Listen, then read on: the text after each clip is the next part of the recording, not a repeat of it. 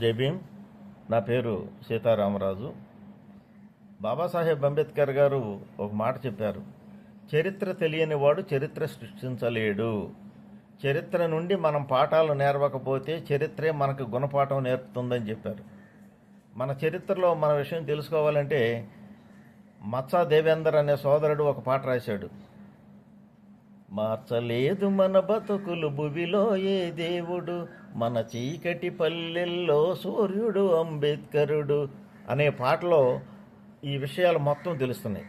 అందుకని మరి చరిత్రను, దళిత చరిత్రను ముఖ్యంగా విభజిస్తే అంబేద్కర్ గారు రాజ్యాంగం రాయటానికి ముందు మన పరిస్థితులు, రాజ్యాంగం అమల్లోకి వచ్చిన తర్వాత మన పరిస్థితులు గనక మనం చూస్తే, రాజ్యాంగం అమల్లోకి వచ్చినాక ఇప్పుడు ఎలా మనం బతుకుతున్నామో అందరికీ తెలుస్తూనే ఉంది. కానీ రాజ్యాంగం అమల్లోకి రాకముందు మన పరిస్థితులు ఏనో తెలుసుకోవాలంటే కొన్ని విషయాలు మనం తెలుసుకోవాల్సి ఉంది. అందులో ఒకటి, 1923 ఫిబ్రవరి 12న ప్రతాప్ అనే పత్రికలో ఒక వార్త వచ్చింది. అదేంటంటే ఆగ్రాలో ఒక నిమ్న జాతీయుడు, అతను ఒక చమార్ కులస్తుడు, చమార్ అంటే ఇక్కడ మాదిగలు అనుకోండి. ఆ చమార్ కులస్తుడు తన ఇంట్లో మరి హిందూ దేవుళ్ళైనటువంటి, అతను హిందూ దేవుళ్ళైనటువంటి త్రిమూర్తుల్లో ఒకరైన విష్ణుమూర్తి విగ్రహాన్ని తన ఇంట్లో నెలకొల్పుకుని పూజలు చేస్తున్నాడు.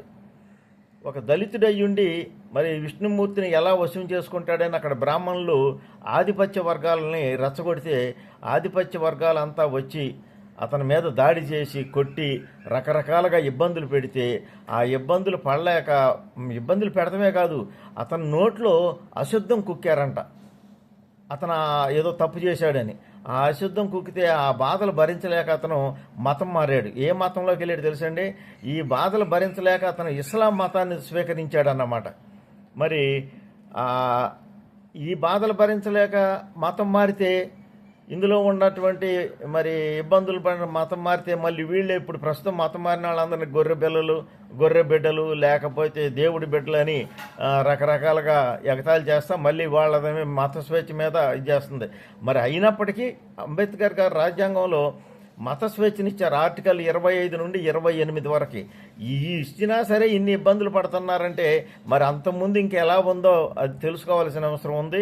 ఈ విషయాన్ని, నేను ఇప్పుడు చెప్పిన విషయాన్ని అంబేద్కర్ గారు తన రచన అయినటువంటి అస్పృశ్యులు ఎవరు అనే పుస్తకంలో పేజీ నెంబర్ 41లో ఆయన రాయటం జరిగింది. జై భీమ్.